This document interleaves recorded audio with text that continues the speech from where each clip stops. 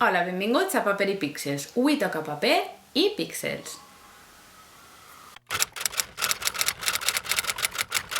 Avui el nom del canal em veig genial perquè vaig a parlar de diversitat en la lectura i una de les coses que puc dir és que he llegit tant en paper com en píxels, format electrònic i format tradicional en paper. Este vídeo és una resposta al vídeo d'Alicia Ritz, que vos enllace baix, que l'altre dia va fer un vídeo sobre els seus propòsits de lectura del 2015 i un dels propòsits era llegir més divers.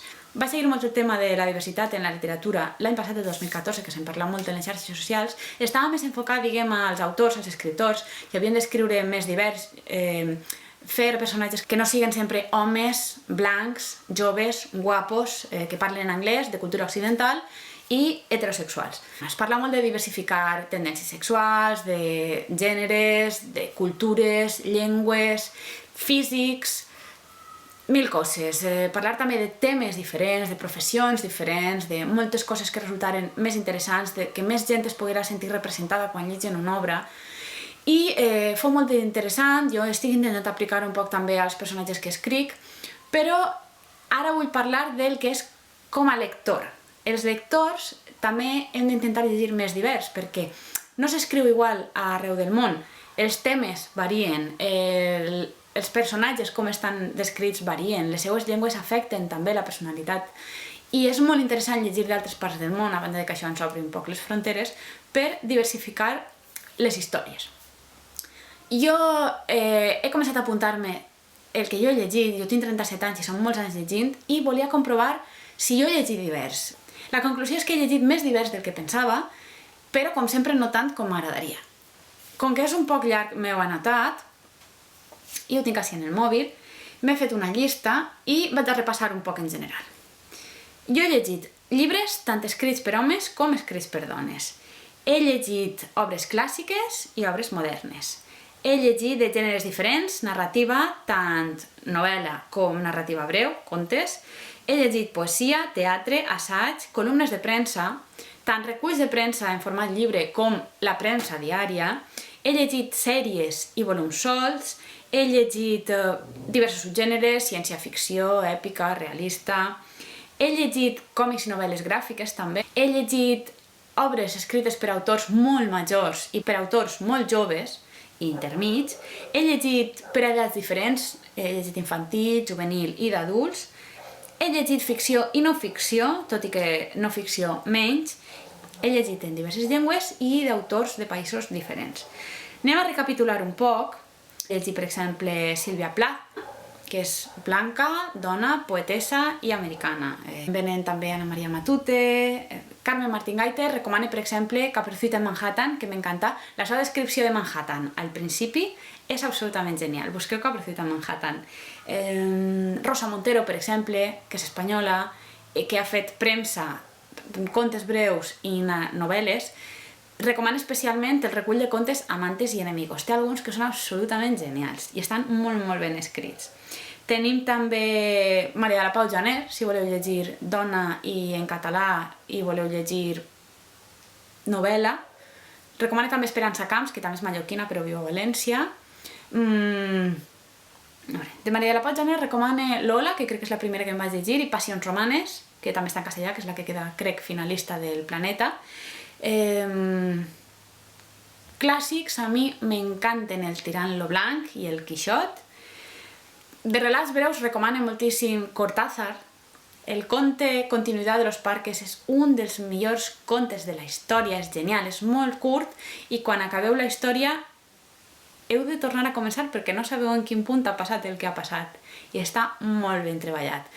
També teniu a Quim Monzó i a Pere Calders si voleu llegir contes en català, i un és modern i l'altre és més antic. Teniu també, per exemple, poesia. Jo recomano poesia. Jo he llegit poesia en diverses llengües també. A mi m'agrada molt. Vaig escriure poesia durant uns anys. Ha afectat també la manera en què jo escric narrativa. He llegit teatre. He llegit assaig. He llegit columnes de premsa. Recomano també els reculls de premsa de Millàs perquè estan molt bé. Sèries, des de Harry Potter, Nàrnia, etc. Les sèries són més actuals i són més infantils, totes aquelles de les d'abans de los 5 i coses així. Però la meva majoria de lectures són volums individuals. Còmics he llegit de tot. Quan era menuda llegia còmics, per exemple, en plan Candy Candy, o llegia Esther, o Zipizape, o Mortadelo i Filemón, però també llegia obres clàssiques fetes còmic. Fou la meva primera introducció als clàssics. Vaig llegir Les aventures de Marco Polo, en una versió Disney, que era Mickey Polo. Vaig llegir El tirant lo blanc, vaig llegir Lazarillo de Tormes, El ingenioso Hidalgo Don Quijote de la Mancha, i fou la meva primera introducció a obres clàssiques a les quals després vaig arribar al text original, passant per totes les versions intermitges de les adaptades, les de llenguatge modernitzat, les amb imatges. He llegit també ficció i no ficció, no massa. Ara, per exemple, m'estic llegint la biografia de Audrey Hepburn, de Donald Spoto, que està molt bé perquè m'interessa ella, però la biografia a no ser que m'interessa la persona en concret, així en general no en lleig massa. De països diferents, per exemple, he llegit El túnel d'Ernesto Sábato, que és d'Argentina, he llegit La casa de los espíritus. M'encanta Isabel Allende, que és de Perú, i La casa de los espíritus és genial. Llegiu-la abans de veure la pel·lícula, que també està molt ben feta, però és que l'obra està escrita d'una manera que m'encanta. Teniu a Gabriel García Márquez, teniu... Si per exemple ara vos heu llegit la sèrie de novel·les de Stieg Larsson, totes les que després han fet les pel·lícules de Millennium, Stieg Larsson és de Suècia. Saramago, que és de Portugal, i l'he llegit en portuguès i traduït. He llegit James Joyce, que és irlandès. El que més he llegit són autors britànics, perquè vaig fer filologia anglesa. Jane Austen, Virginia Woolf, les germanes Bronte, Shakespeare... Espanyols, el meu preferit és Millàs. També he llegit Laura Gallego, que és dona, és jove i és contemporània. Ella i jo vam néixer el mateix any i hem estudiat en el mateix edifici, el que passa és que ella feia filologia hispànica i jo feia filologia anglesa, però és de les autores més joves que jo he llegit. He llegit també autors italians, he llegit La Divina Comèdia de Dante, El nom de la rosa d'Umberto Eco, l'obra de teatre Si no paga ni Déu, de Dario Fo, Els contes per telèfon, de Gianni Rodari. Alemanys he llegit L'estiu interminable, de Michael Ende. També vaig llegir Momo i una altra que ara no recordo el títol, però vaig llegir 3 en total. El tambor de llauna, de Günter Grass. I, per exemple, d'Austràlia estic llegint La lladre de llibres, de Marcus Zusak, que tot i que el tema és de la Segona Guerra Mundial i són els nazis i els jueus i tendiu a pensar en Alemanya, en realitat l'autor és d'Austràlia. He llegit en diverses llengües, he llegit en valencià, en català, he llegit en castellà, he llegit en anglès, òbviament en tota la carrera, he llegit en francès, El Cyrano de Bergerac, d'Edmond de Gostin, me'l vaig llegir traduït i me'l vaig llegir en francès també, en original, i m'encanta, és una obra que m'agrada moltíssim. He llegit en italià algunes i he llegit Saramago en portuguès.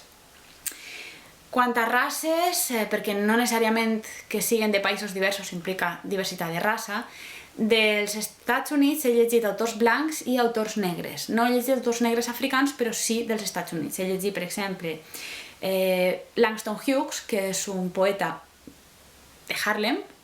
He llegit poemes de Maya Angelou, que és dona i és negra, però és de Missouri.